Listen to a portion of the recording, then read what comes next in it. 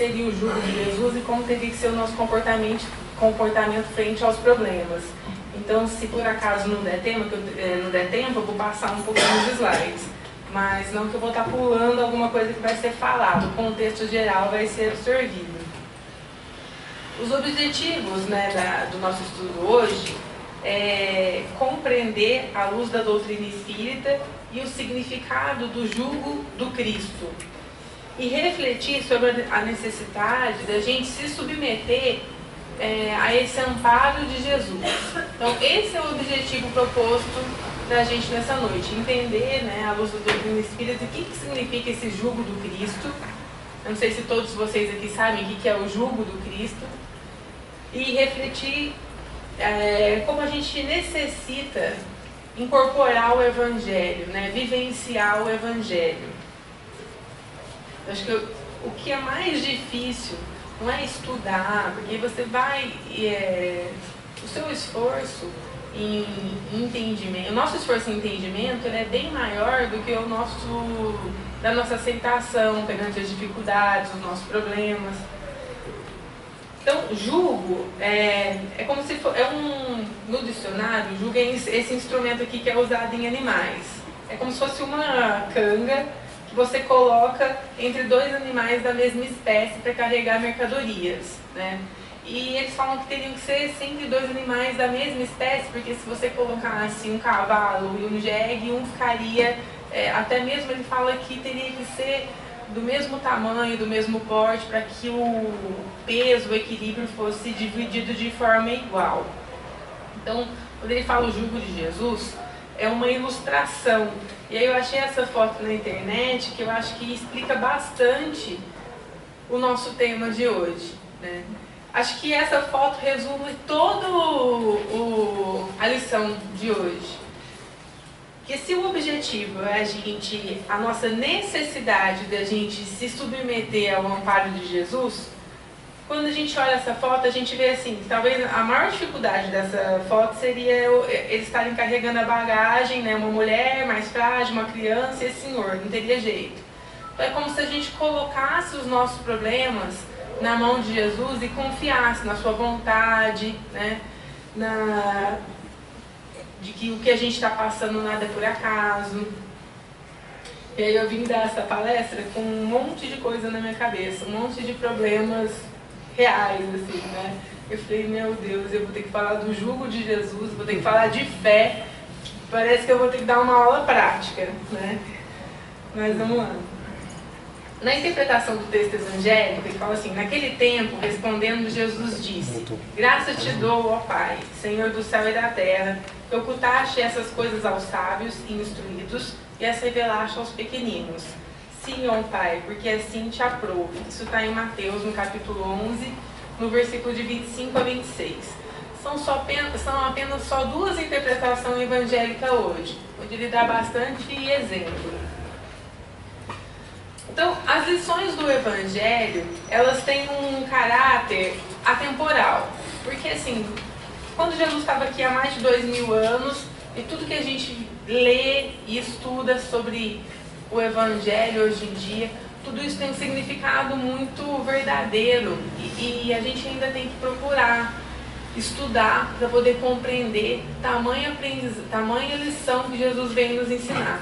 Então, ele fala que é atemporal porque, assim, estava no passado, estava no presente, daqui não sei quantos anos a gente vai estar vivenciando e ainda vai ser uma coisa atual. As palavras graça te dou, ó Pai, Senhor do céu e da terra, indicam, além de louvor, uma reverência, uma submissão ao jugo ou à vontade de Deus. Criador Supremo, aqui ele fala, ele está explicando a forma de interpretar a palavra do Evangelho. Então essa graça te dou, ele está falando como se fosse um louvor a Deus.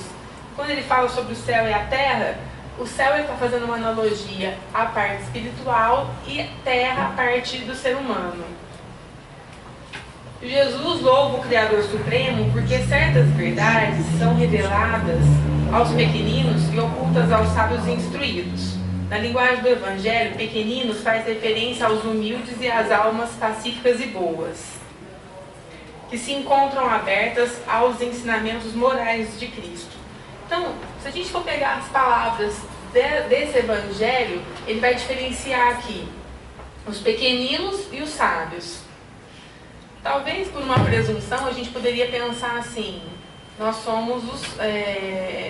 vantagem seria, a princípio, a gente pensar que vantagem é ser sábio. Mas aqui não, ele explica que ser pequenino é ser grande nesse momento. Porque o pequenino é aquele que está aberto a aprender, são os humildes, os que estão dispostos a aprender a palavra de Jesus. E os sábios, eles colocam aqui como se tivessem lentes míopes, mas no sentido de que possuem alguma cultura fornecida pelo mundo, possuem uma posição econômica, uma posição social, e isso faz com que eles tenham dificuldade de interpretar o Evangelho.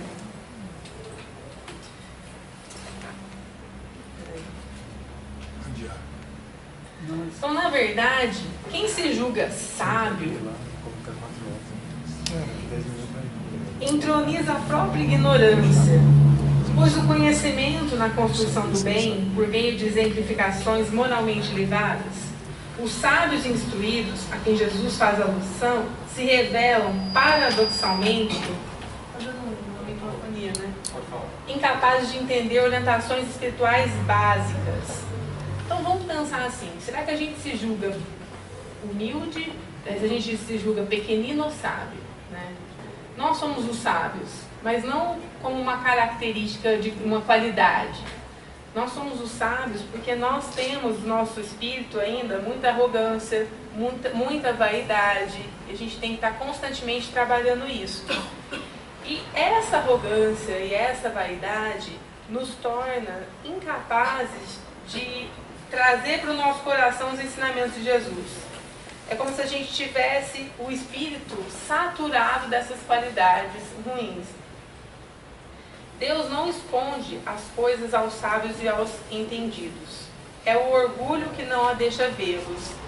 Isso me lembrou aquela questão que a gente estava estudando na terça-feira, né? Ele fala assim, em nenhum momento ele coloca assim: é o homem, é o orgulho que o homem tem que...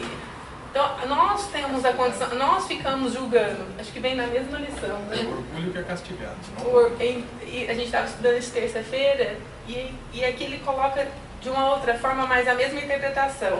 É o orgulho que não nos deixa ver. Ao passo que os pequeninos, né, os despidos de orgulho e de presunção, eles são iluminados pela fé pura, que lhes concede segurança, intuição, e assimilam facilmente as lições divinas e fazem dela o caminho para a verdadeira felicidade. Voltando um pouquinho aqui no texto, ele fala assim: por esse ensino direto, Jesus nos faz ver a importância do seu evangelho. Porque ele fala que o evangelho de Jesus é uma rota segura para a verdadeira felicidade. Eu estava pensando, de uma certa forma, nós somos muito privilegiados de estar aqui estudando o evangelho, né, nas quintas-feiras. Porque se o evangelho é a única rota segura para a verdadeira felicidade, como é que a gente vai ser feliz se a gente não conhece o caminho? Por mais esforço que a gente tenha, se esse caminho não estiver iluminado, a gente não vai conseguir chegar no ponto final. E imagina uma estrada, e essa estrada é o Evangelho. E essa estrada seja a estrada correta do nosso caminho.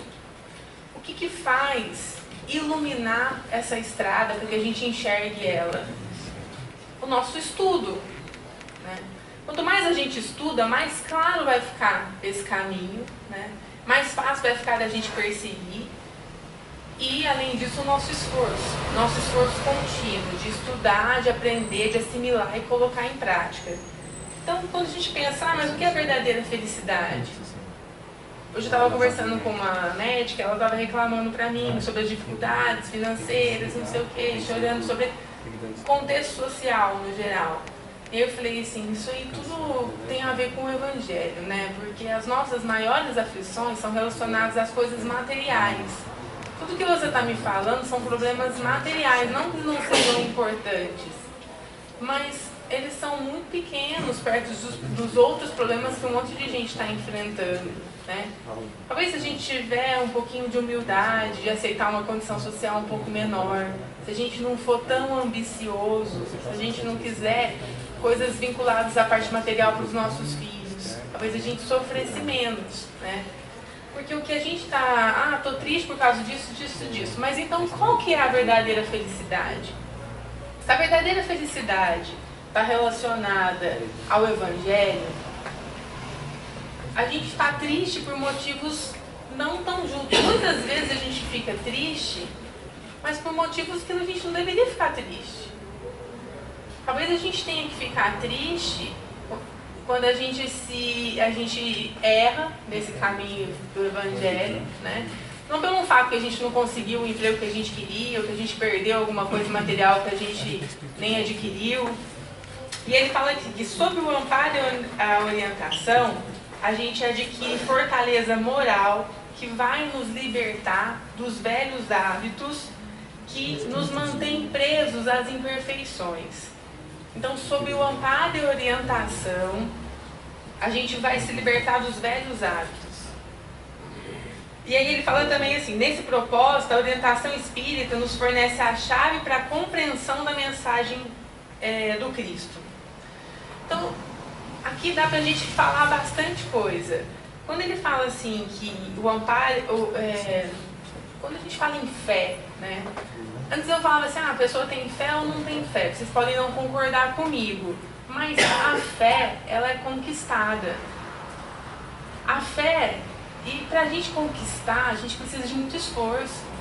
Não é simplesmente, a pessoa é de fé. Acontece qualquer coisa, a pessoa já desespera. Então, de 0 a 10, qual que é a minha fé? Eu acho que a minha é número 2 ainda. E tem que esforçar muito, né? E como que eu consigo adquirir fé? Então, será que eu não tenho fé? Às vezes eu fico, gente, será que eu não tenho fé? Né? Diante das dificuldades, né? Por que eu não me coloco nesse jugo de Jesus? Por que meus problemas não são mais leves se eu confiasse no propósito de Jesus para a minha vida? E aí eu aprendi, assim, principalmente frequentando aqui, que a fé é uma conquista diária. O fato da gente vir, se colocar à disposição de Deus, a gente estar estudando, a gente vai tendo pequenas provas que fortalecem a nossa fé. Pequenas provas que fazem com que a gente tenha mais fé. Seria interessante que a gente começasse... Tem gente que, infelizmente, começa a buscar uma fé depois de um problema muito grave, né? Mas eu acho que o ideal seria que a gente conquistasse essa fé sem passar pelo sofrimento. Mas ele fala que muitas vezes a gente consegue conquistar a fé sofrendo, né? Parece que é uma punição, não é? Mas é fruto da nossa imperfeição moral. Ele fala que nesse propósito, a orientação espírita, ela nos fornece a chave para a compreensão da mensagem do Cristo. Não que seja a única verdade. O Espiritismo é como se fosse a chave para a gente compreender o Evangelho. Quando a gente estuda o Evangelho segundo o Espiritismo, para mim é muito mais fácil, talvez, do que sentar e estudar a Bíblia ao pé da letra, né? As mensagens que a gente tem dos livros, a toda a codificação espírita, tudo isso são caminhos, são chaves para o Evangelho. E tudo é sintetizado num único propósito, que é de amor e caridade. Então, no Evangelho fala assim que a fé, ela é mãe da caridade e do amor. Tanto que é importante esse tripé de fé, de amor, de caridade, né? Isso eu não tenho mais aqui. Então, dando continuidade aqui, os humildes, ao contrário, por se curvarem aos desígnios divinos, eles não se julgam superiores.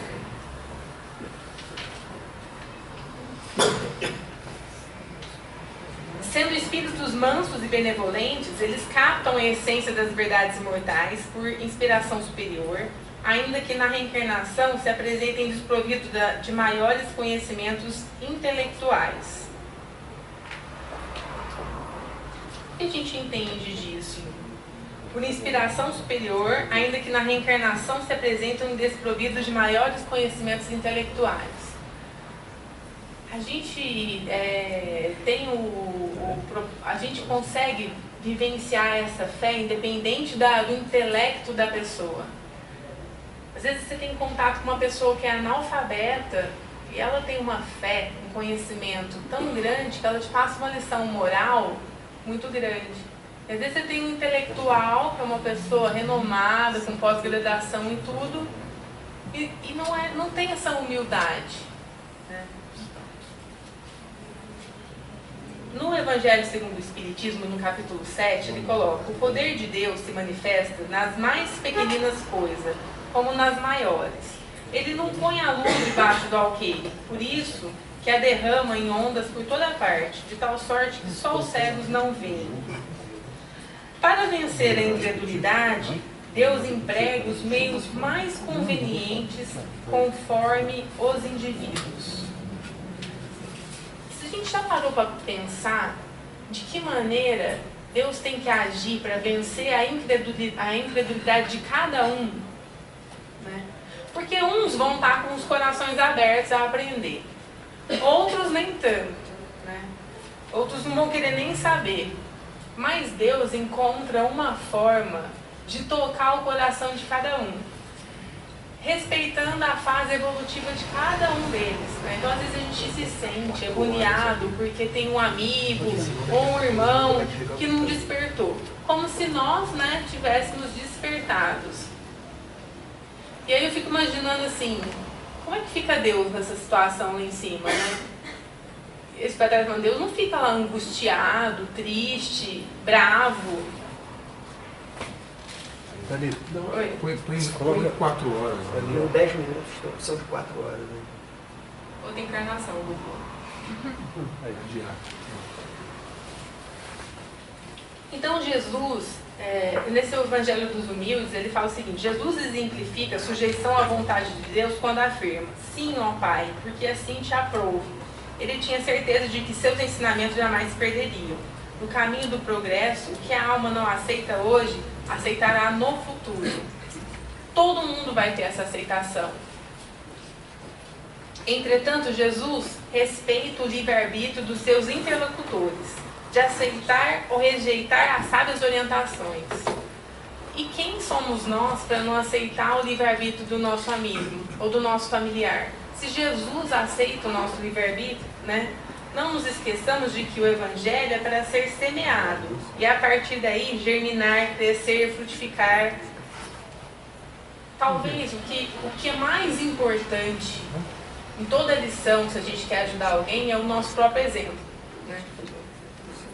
Eu sempre comento aqui da minha amiga que fala, a senhorinha que era minha amiga que faleceu, ela falava assim: às vezes as nossas atitudes são a única leitura do Evangelho que o nosso amigo do lado vai ter, né? Então ela falava assim: vamos agir de uma forma de que as nossas atitudes sejam uma leitura do Evangelho para o próximo.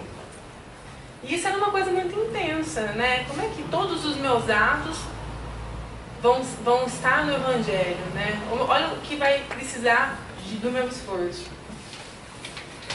E nesse livro aqui do Mirameida, ele fala assim, que aqui ele fala do livre-arbítrio, é uma coisa que eu venho pensando um pouco. Ele fala assim que se quisermos construir um bom futuro, esse presente é cheio de reflexos do passado. Então, não temos livre-arbítrio? Certamente que temos. Preste bastante atenção nessa informação. No entanto, o mais difícil é compreender o que significa livre-arbítrio. A alma, ela tem o direito, por lei divina, de liberdade de pensamento. Todavia, em muitos casos, lhe escapa a liberdade de escolher seus pensamentos. A faixa que lhe cabe pelo nível evolutivo atingido não poderá ser ultrapassada, a não ser pela força do tempo, com a petição assim timbrada, maturidade. Quanto mais maturidade nós adquirirmos com o nosso esforço, maior vai ser o nosso livre-arbítrio. Menos nós vamos estar sendo influenciados pelos espíritos e pelo meio que a gente está. E quanto mais esforço a gente tiver, mais chance da gente mudar de meio, né? Mudar de plano.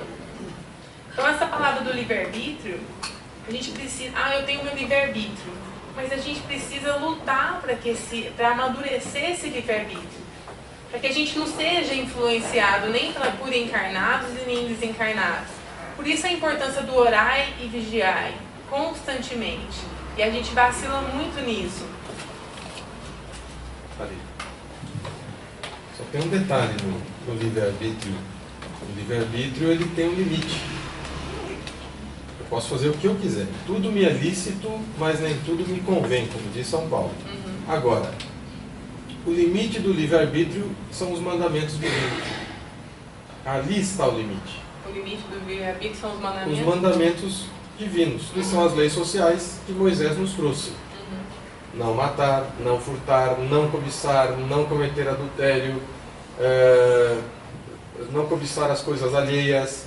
Tudo isso aí é o limite do livre-arbítrio. E aí vem aquela questão. Quando termina o meu direito, que é o meu livre-arbítrio?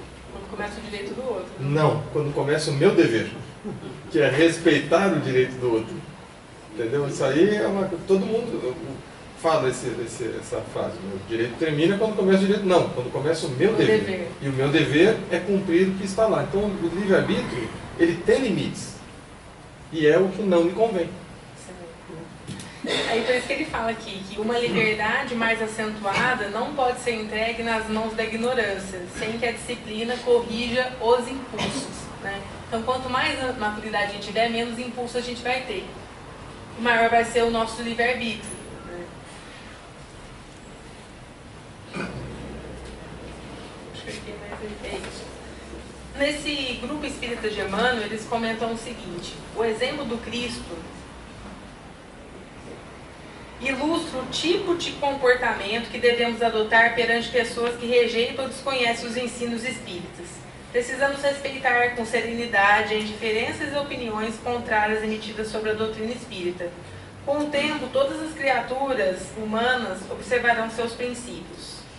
Atrás do aprovo do Pai pode estar presente o recurso menos agradável, mas imprescindível ao renascimento de débitos pretéritos, ou outros, destinados à aferição das conquistas já operadas com vistas ao futuro. Não adianta a gente querer impor para uma pessoa o nosso conhecimento ou o que a gente acha que é certo. Foi o que eu já falei, né? A gente precisa respeitar, a cada um vai ser dado, vai enxergar na sua hora. No Evangelho ele fala: o Mestre demonstra que os espíritos que rejeitam as verdades do Evangelho o fazem porque estão transitoriamente incapacitados de enxergar mais além. O orgulho é a catarata que lhes tolda a visão. A gente tem que trazer essa lição principalmente para nós. Né? Aqui ele fica falando sobre por que as pessoas têm muita dificuldade de confiar na palavra de Jesus, de seguir o Evangelho. E muitas vezes, estudando, a gente parece que isso está bem longe da gente, né? Quando ele fala aqui: o Mestre demonstra que os espíritos que rejeitam as verdades do Evangelho fazem porque estão transitoriamente incapacitados de enxergar o além. Parece que está tão distante de nós, mas basta a gente ter um problema que a gente vacila. De que vale apresentar a luz a um cego? Necessário é que antes se lhe destrua a causa do mal. Todas as nossas imperfeições, nosso orgulho, a nossa avareza, a nossa ambição, faz com que a gente ficasse cego para entender a lição do Evangelho. Então hoje a gente tem um certo entendimento. Quanto mais a gente evoluir, diferente vai ser a nossa interpretação. Né? Se hoje eu pego lá um livro a gente está fazendo uma revisão de clínica médica, e eu estudei clínica médica na residência há 10 anos. E aí eu combinei com umas amigas de fazer um curso intensivo de clínica médica. Daí na hora que a gente está ouvindo, parece que é tão fácil, mas porque hoje a gente já está trabalhando, já vivenciou. Então imagina se a gente faz isso com o Espiritismo, né, também.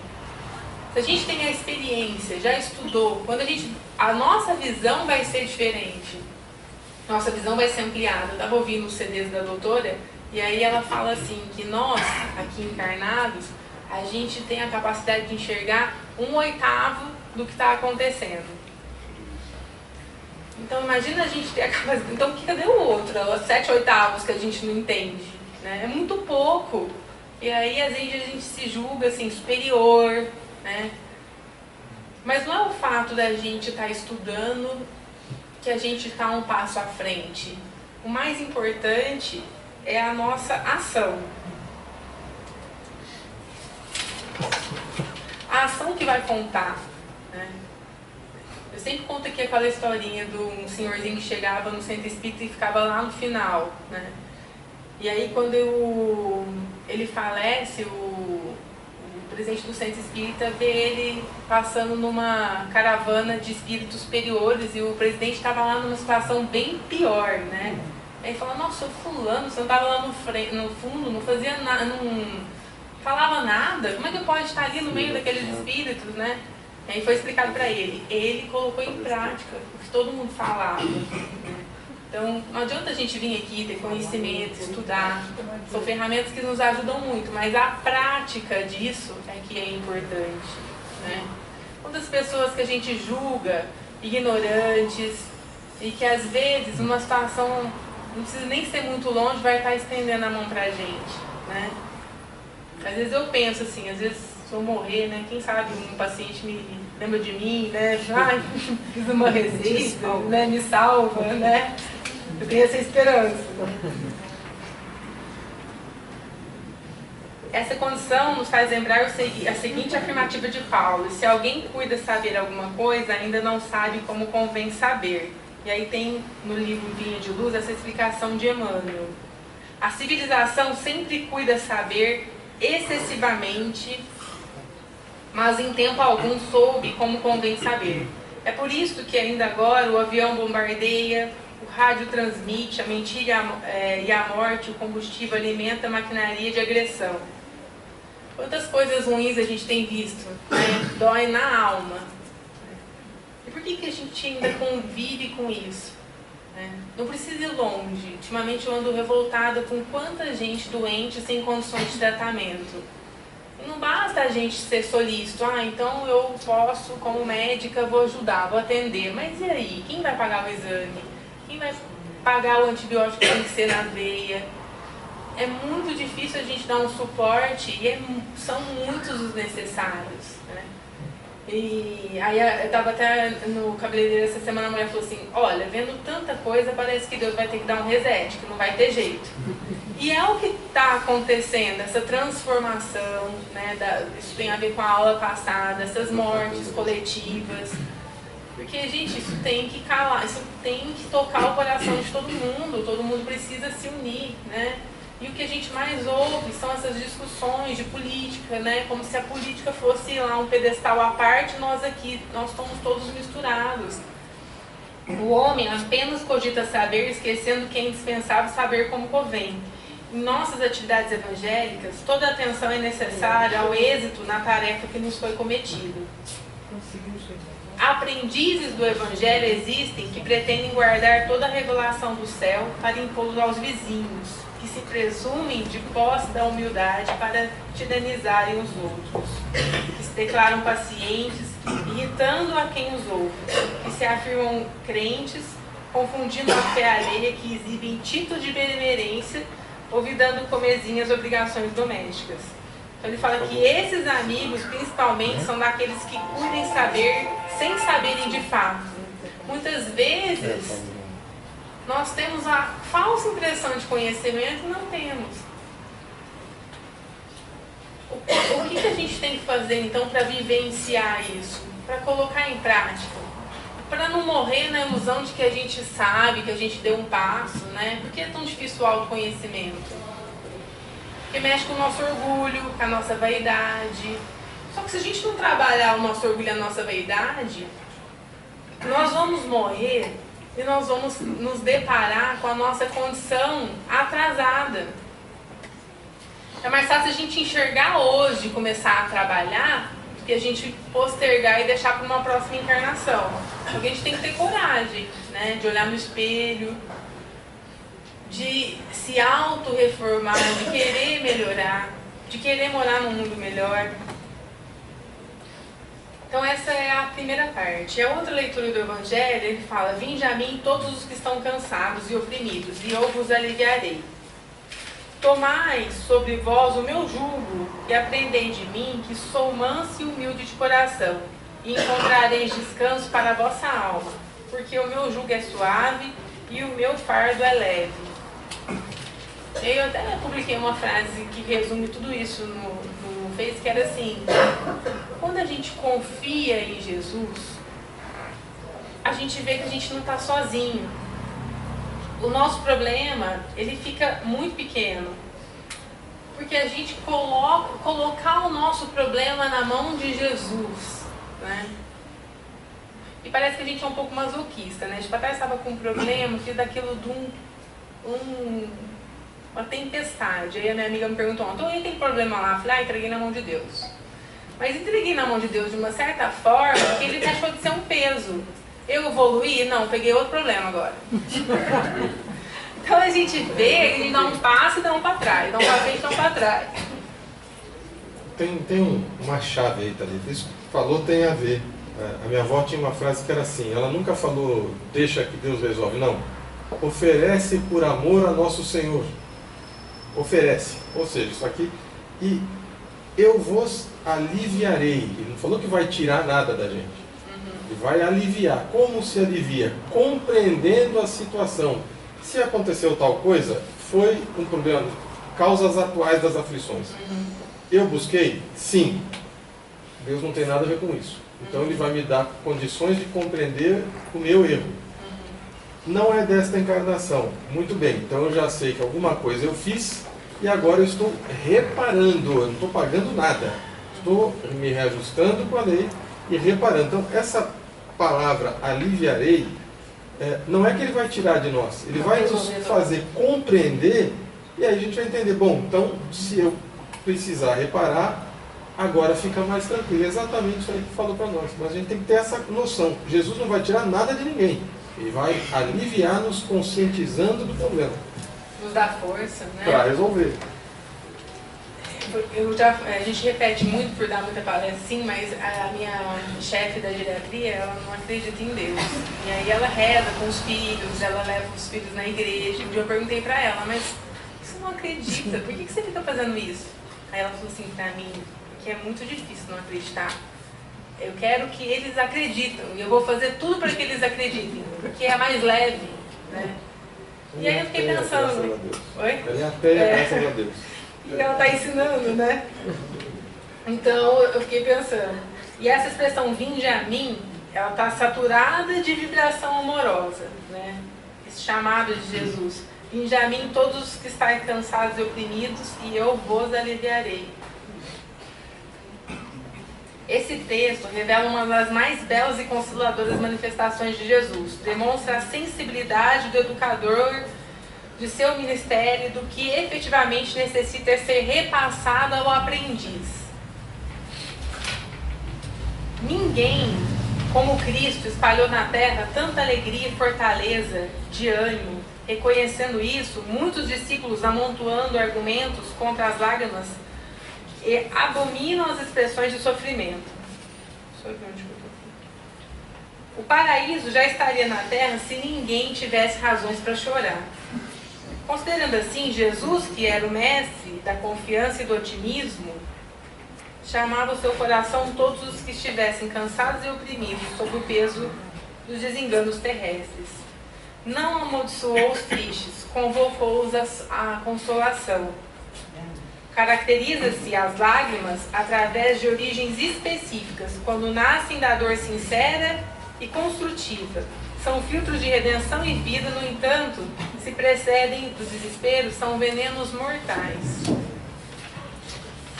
Tem um capítulo aqui do livro que ele fala sobre as lágrimas. E ele fala que as lágrimas são secreções provocadas pelas emoções que, por sua vez, desenvolvem os sentimentos. Esse capítulo aqui, quando as lágrimas são santificadas pelos sentimentos, elas computam forças, enviando estímulos a todas as glândulas, principalmente as glândulas endócrinas. Essa é uma válvula de escape da gente, né? Às vezes você chora um pouquinho assim, Eu choro muito. Eu já chorei mais. Dá uma aliviada, né? Mas se a gente for explicar esse mecanismo de que quando a gente chora, de uma maneira não desesperada, né? Estou falando no sentido assim, a gente pode ter uma lágrima santificada pelo sentimento, aquela lágrima sincera. Ela computa força que ela vai estimular as glândulas do nosso corpo, principalmente as glândulas endócrinas, que vão estar segregando hormônios. E esses hormônios são compatíveis com cada necessidade que o nosso organismo está. Então é um remédio, né? Por isso que às vezes a pessoa está angustiada, depressiva, ela começa a chorar, ela está conseguindo colocar para fora. E o que ela está ativando com aquilo, né? E se a mente for adestrada dentro dessa verdade, podereis ajudar essa maravilhosa química pela vontade, alcançando mais desprezo e paz e saúde.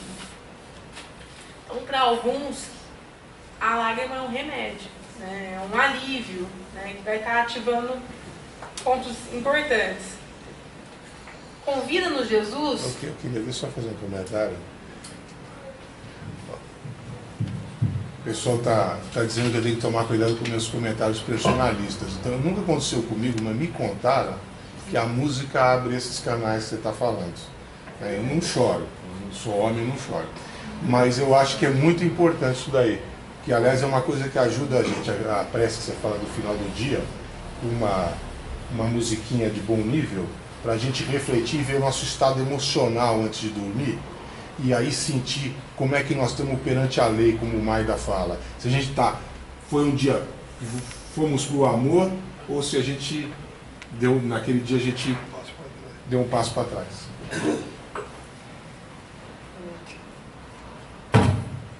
E tem a ver com a parte hormonal mesmo, né? Por que as grávidas ficam mais emotivas, né? Porque elas ficam mais sensíveis. Thalita, dá uma licença aí para mim.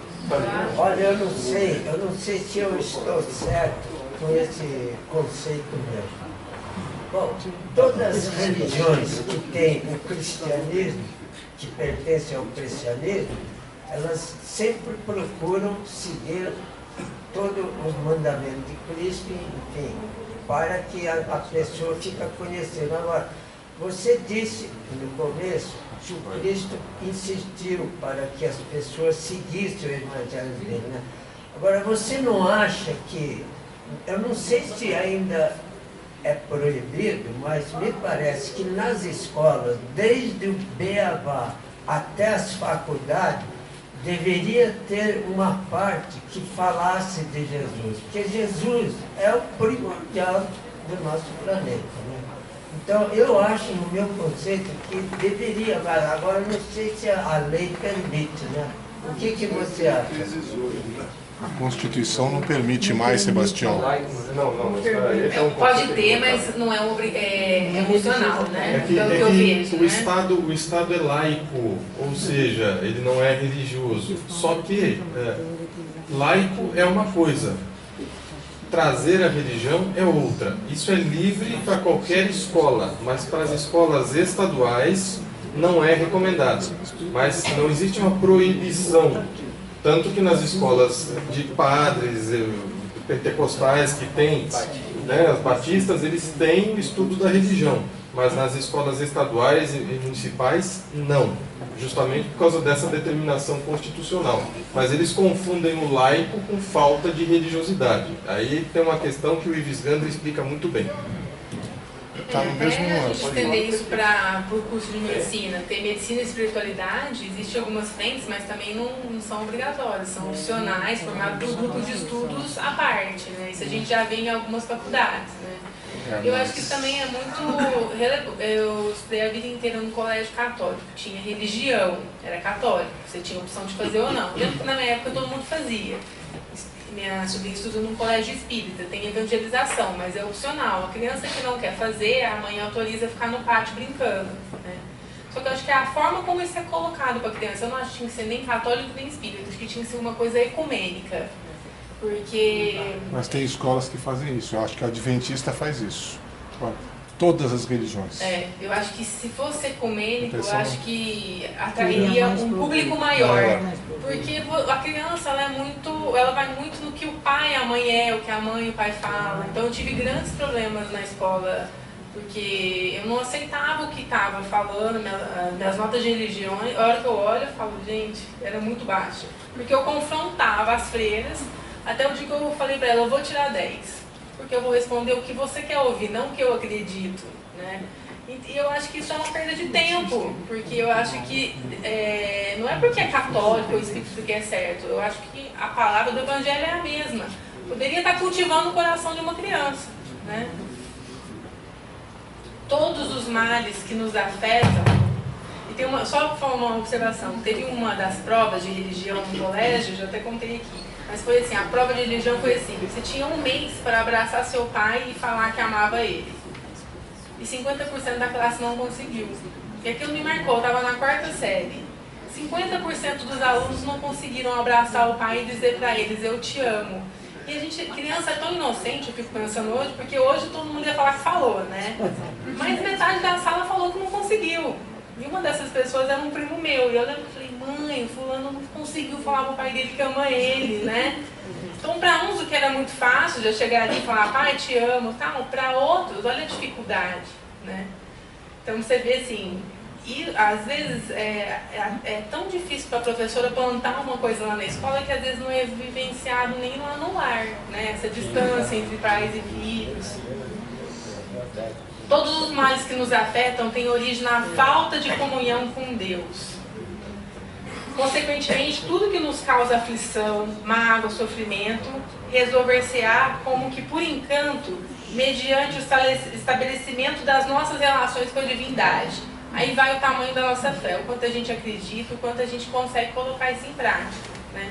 Quanto mais próximo a gente estiver de Deus, menor vai ser o nosso problema, porque aí a gente vai lembrar daquela fotinha lá da frente de Jesus carregando a nossa mala, como se fosse Jesus carregando o nosso problema.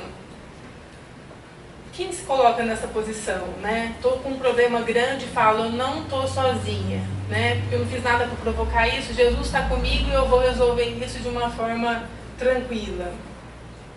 Então, o ser humano, para ser feliz, ele necessita desprender-se da opressão que a vida material proporciona. Quanto mais distante a gente estiver da matéria, mais perto a gente vai estar de Jesus. E a questão que se coloca naturalmente não é a do Cristo vir até nós, mas decidirmos efetivamente ir ao encontro do Cristo.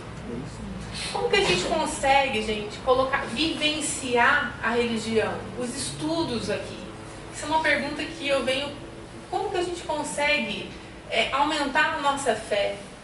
Colocar em prática isso que a gente está tentando estudar, compreender, né? A doutora sempre falava, a religião tem que entrar na gente. Às vezes a gente diz, eu sou isso, sou aquilo, não importa o que a gente é. Isso está na gente, está nos nossos atos, está na nossa atitude do dia a dia, está no nosso coração. Será que a gente vai precisar passar grandes dificuldades para ver realmente se a gente tem fé, se a gente acredita no que a gente está estudando, no que a doutrina fala? Muitas vezes sim, né? Aí ele coloca aqui que uma lição do Pontinho Vitor. Faz-se necessário, pois, que o ser humano priorize a sua felicidade, orientando-se pelo poder do amor. Assim, quando Jesus afirma, vinde a mim todos os que estão cansados e oprimidos, eu vos aliviarei, destaca que a força do amor é a única capaz de produzir paz e alegria duradoura. Só o amor é capaz de vencer qualquer dificuldade. O jugo do Cristo é o jugo do amor, que educa e promove o ser humano. Sob sua tutela, conhecemos e colocamos em prática a sua doutrina, que se resume na prática da caridade. Entretanto, agindo como espíritos rebeldes e imaturos, fugimos da sua assistência através das nossas ações infelizes contra nós mesmos e contra o próximo. Aí nessa hora a gente vê tamanha nossa imaturidade espiritual, né? E a gente se vê nessa frase do Evangelho. A gente fugindo desse conceito, dessas lições, a gente acaba prejudicando principalmente a nós mesmos. Por não buscá-lo pela via do amor, ele nos aguarda após as muitas lutas e desarmonias experimentadas nas veredas do sofrimento e da desilusão. Oprimidos porque as coisas da terra não apenas cansam, oprimem também. E depois de tanta luta, tudo passa, deixando cicatrizes e a nos induzirem à reflexão para a tomada de uma nova posição com ele nas trilhas do progresso. Eu acho que o verdadeiro chamado é para que a gente seja um pouquinho mais inteligente, né? Que a gente não fique brigando com a nossa... que a gente coloca... o que eu queria dizer assim, que a gente não precisa passar pela vereda desse sofrimento para que a gente enxergue o verdadeiro caminho de Jesus. Eu acho que a gente já tem condição, um pouquinho de condição de enxergar o que a gente tem que fazer. E muitas vezes a gente ainda não faz, né? Mas a gente não pode desistir. Muitas vezes eu vejo um caminho e falo assim, eu não devia fazer isso. Por que eu estou fazendo? E repito. É importante a gente ter esse esforço. Nessa lição do Pai Nosso, ele fala assim, tomai sobre vós o meu jugo. E aprendei comigo que sou manso e humilde de coração. Seu apelo amoroso vibra no mundo, através de todos os séculos do cristianismo. Compacta é a turba de desesperados e oprimidos na terra, não obstante o amorável convite. É que o Mestre, no vinde a mim, espera naturalmente que as almas inquietas e tristes o procurem para a aquisição do ensinamento divino. E querendo ou não, gente, na hora que a gente está mais desesperado, é a hora que a gente segue esse vinde a mim, é a hora que a gente procura. Mas nem todos os aflitos pretendem renunciar ao objetivo de suas desesperações e nem todos os tristes querem fugir à sombra para o encontro com a luz. A maioria dos desalentados chega a tentar a satisfação de caprichos criminosos com a própria proteção de Jesus, emitindo rogativas estranhas. Imagina, a pessoa vai cometer um crime e fala, Deus me ajuda. Entretanto, quando os sofredores se dirigem sinceramente ao Cristo, hão de ouvi-lo, no silêncio do santuário interior, concitando-lhes o Espírito a desprezar as disputas reprováveis do campo inferior. Onde estão os aflitos da terra que pretendem trocar o cativeiro das próprias paixões pelo jugo suave do Cristo? Para esses foram pronunciadas palavras santas. Vinde a mim, reservando-lhes o Evangelho poderosa luz para a renovação indispensável. Que nós sejamos esses trabalhadores de Jesus, né? Que a gente renuncie toda a nossa parte material, toda a nossa ignorância, para que a gente consiga seguir o caminho de Jesus. E aí eu termino com essa frase aqui. Caminhemos como Jesus, na certeza de que ao seu lado estaremos sempre no caminho certo. Então, se a gente tem alguma dúvida, quando eu era pequena eu pensava assim, como é que eu sei se isso aqui está certo ou errado? E por isso que os pais são muito importantes na nossa vida. Eu pensava no exemplo do meu pai. O que meu pai faria se fosse eu? Muitas vezes eu pensava, o que meu pai faria aqui nessa situação? E hoje eu continuo fazendo isso, mas o meu pai maior é Jesus, né? Que veio para exemplificar o que Deus espera de nós. Então, quando a gente tiver alguma dúvida se a gente está tomando ou não um caminho, o caminho certo, vamos parar, analisar a nossa consciência e ver se Jesus está ao nosso lado nesse caminho. Porque, com certeza, se a gente sentir a presença de Jesus nas nossas ações do dia a dia, a gente vai dormir com a consciência tranquila de que a gente está a cada dia um pouquinho mais perto de Deus. Então é isso que eu queria passar para vocês. É uma lição bem sintética, mas que a gente possa, com o nosso esforço, caminhar com Jesus e confiar cada dia mais nele. Alguém tem alguma pergunta? Quer fazer algum comentário? Pode fazer um comentário, né? Achei muito bom o seu exemplo da classe, da sua quarta série. Por quê? Porque muitas vezes o sentimento talvez esteja até aí, só que a pessoa não consegue chegar lá. O que falta é o elemento espiritual. Então, só para a gente lembrar disso, e é legal porque na infância a gente está com sentimentos mais sintonizados, mais puros, e mais voltados a essa parte, como você falou, do exemplo. Você olha o exemplo, puxa, eu não consigo chegar, mas será que se eu não der um pouquinho mais, não doar um pouquinho mais, eu não chego lá? Então, essa reflexão, e o negócio que você falou da fé, que eu achei muito marcante também. A fé é uma coisa que a gente constrói, né, doutora? A gente constrói no dia a dia, então isso aí eu achei que ajudou muito a gente.